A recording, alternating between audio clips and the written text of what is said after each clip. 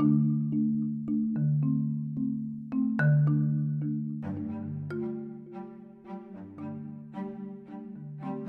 everyone, welcome to Arakorin Shey News, a podcast where our host gives you daily news on what's going on in the country in areas of politics, entertainment, sports and world news. We'd love to hear your view after every show. Kindly drop your comments after listening to the news so as to help us serve you better. Thank you for listening.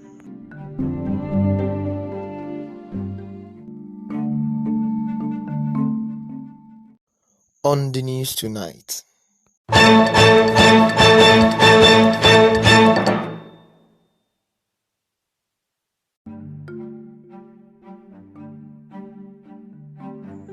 Gbajabiamila delivers President Tinubu's ministerial list to Senate. Court dismisses DSS application to extend Emefiele's detention. Zamfara State Governor honors female pilgrim for returning misplaced $80,000 during Hajj in Saudi Arabia. Comedian Kit Abiola to be prosecuted for disrespecting the uniform of the Nigeria police force. UK-based Nigerian doctor loses custody of son after flogging him. Niger's army backs military coup on national TV. Brazil-based Nigerian sentenced to 10 years in hard labor for trafficking cocaine in Ghana. Nigeria Super Falcons defeat Australia in 3-2 thriller at Women's World Cup. Ex-Manchester City midfielder David Silva announces retirement. Now the news in full. I am Arakunrin Sheyi.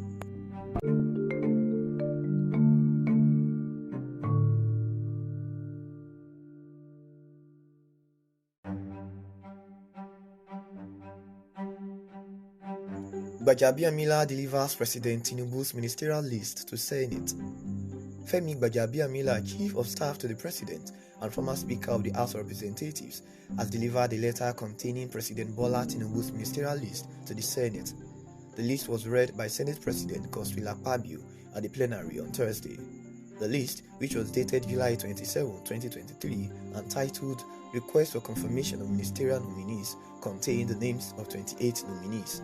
The Senate President then read out the names of the nominees, which included Muhammadu Badaru, Nasir El-Rufai and Dave Umai, among others. The nominees will now undergo a screening process before they can be confirmed as ministers. Court dismisses DSS application to extend Emefiele's detention. A Federal Capital Territory High Court sitting in Abuja has dismissed an application filed by the Department of State Services (DSS) seeking an order to extend the detention of the embattled Central Bank of Nigeria Governor Godwin Emefiele. The application was discreetly filed by the DSS legal team on Wednesday based on alleged new evidence it had obtained. Justice Hamza Muazu dismissed the application, citing an abuse of court process and lack of jurisdiction. The DSS counsel, Victor Ejelonu, chose to withdraw the matter after the judge raised questions about the court's jurisdiction, giving the exclusive rights of the magistrate court to grant detention orders. Remi Tinubu to partner with UN on women development. Nigeria's First Lady, Senator Oluremi Tinubu, has expressed readiness to partner with the United Nations (UN) to address the role of women in public institutions. She also hopes to pursue increased participation of women in economic matters, ending gender-based violence, child labor, and the scourge of out of school children in collaboration with various United Nations agencies. The United Nations Resident and Humanitarian Coordinator in Nigeria, Matthias Chumil, promised on behalf of his organization to collaborate with the Office of the First Lady, knowing her antecedents especially in the areas of women and children. More to come on the news tonight. Kindly stay tuned.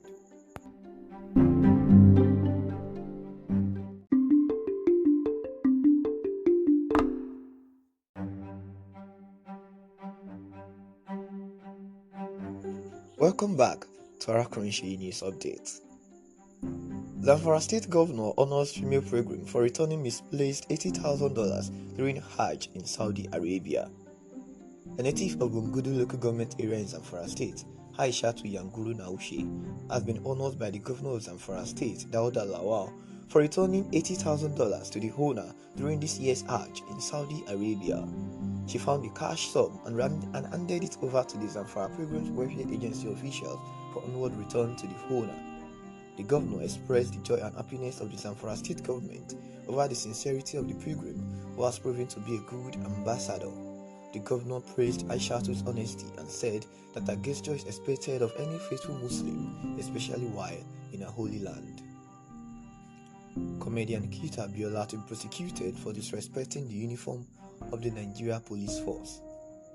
The Nigeria Police Force has announced its decision to prosecute an online comedian, Abdul Ghaffar Ahmed, popularly known as Cute Abiola, for skits showing a highly disrespectful and derogatory portrayal of the police uniform.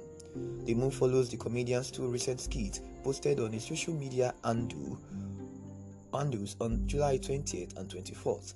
According to the first public relations officer, Olumiwa Adejobi, the act goes contrary to the Section 251 of the Criminal Code and Section 133 of the Penal Code law.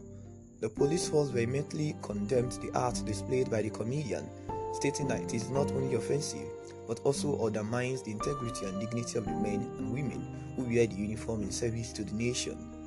The force is committed to upholding the sanctity of the uniform and will pursue due legal process to ensure accountability for any individual or entity that seeks to bring disrepute to the uniform or institutions it represents. Still to come on the news tonight, UK-based Nigerian doctor loses custody of son after flogging him.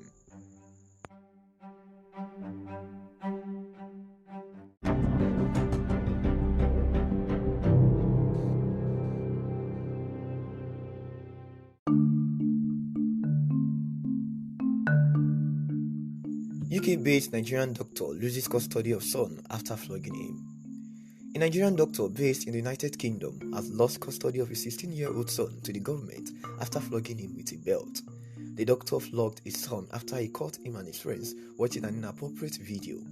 The boy testified in court that his father always flogs him and is forcing him to choose a career he doesn't want. After listening to the boy's testimony, the court ordered that the boy be taken away from his father and he will remain in the custody of the UK government. NDLEA operatives allegedly shoot 2 dead during Lagos raid. Operatives of the National Drug Law Enforcement Agency have allegedly shot dead 2 persons, including one Gafar Yusuf, in the Idioro area of Mushin, Lagos State. The NDLEA operatives stormed the community around 10 p.m. on Wednesday to raid a drug den when they started shooting sporadically in a bid to achieve their aim. While engaging in the heart, stray bullets from the operatives shooting sporadically to scare hoodlums attempting to scuttle their plan in the community killed the victims. A resident, who gave his name simply as Olasukomi, while lamenting over the development, questioned the operatives for shooting sporadically in a residential area, adding that the bullets hit Yusuf's head and the yet to be identified victim's chest. More to come on Global News on Arakunrin Sheyi podcast. Kindly stay tuned.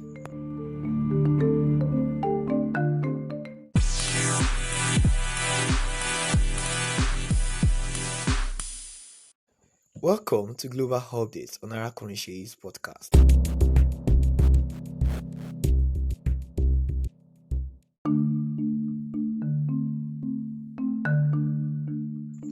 Niger's army backs military coup on national TV.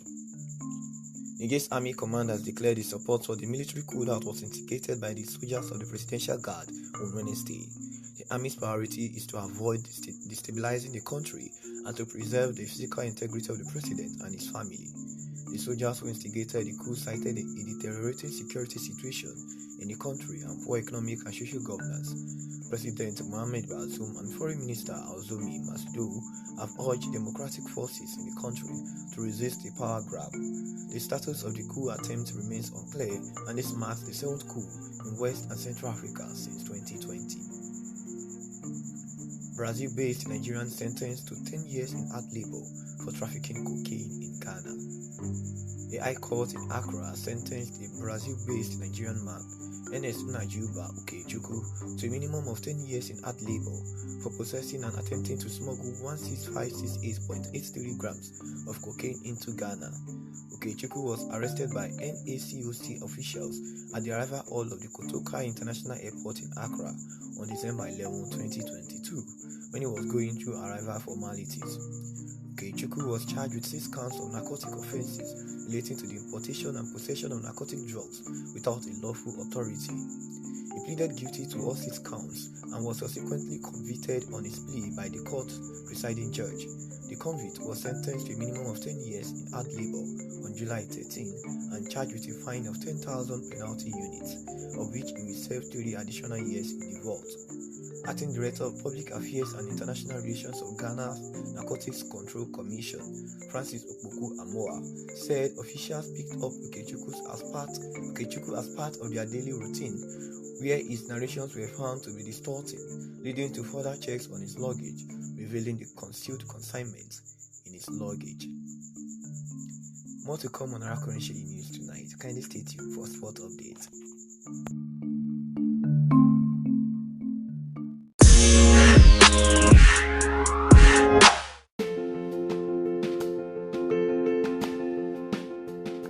And in the world of sport, Nigeria's Super Falcons defeat Australia in 3-2 thriller at Women's World Cup. The Super Falcons of Nigeria came from behind to beat Matildas of Australia 3-2 in a thrilling Group B game at 2023 FIFA Women's World Cup in Brisbane on Thursday.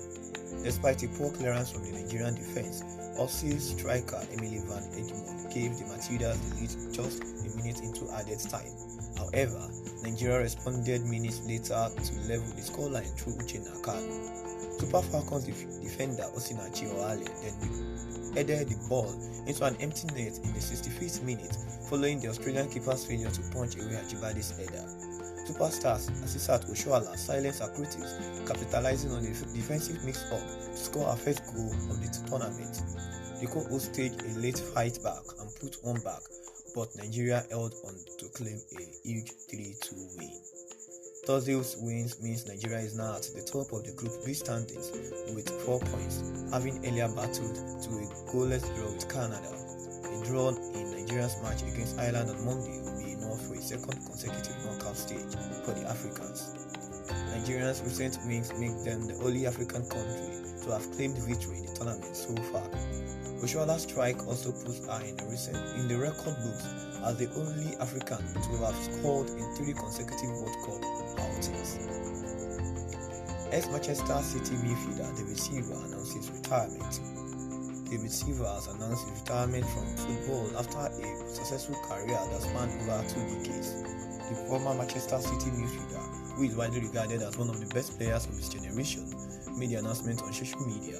Silva played for Manchester City for 10 years, helping the club to win 4 Premier League titles, 2 FA Cups and 5 League Cups. He also played for Spain, winning the World Cup in 2010 and European Champions in 2008 and 2012. Silva's retirement comes as a shock to many football fans who had hoped to see him play for a few more years.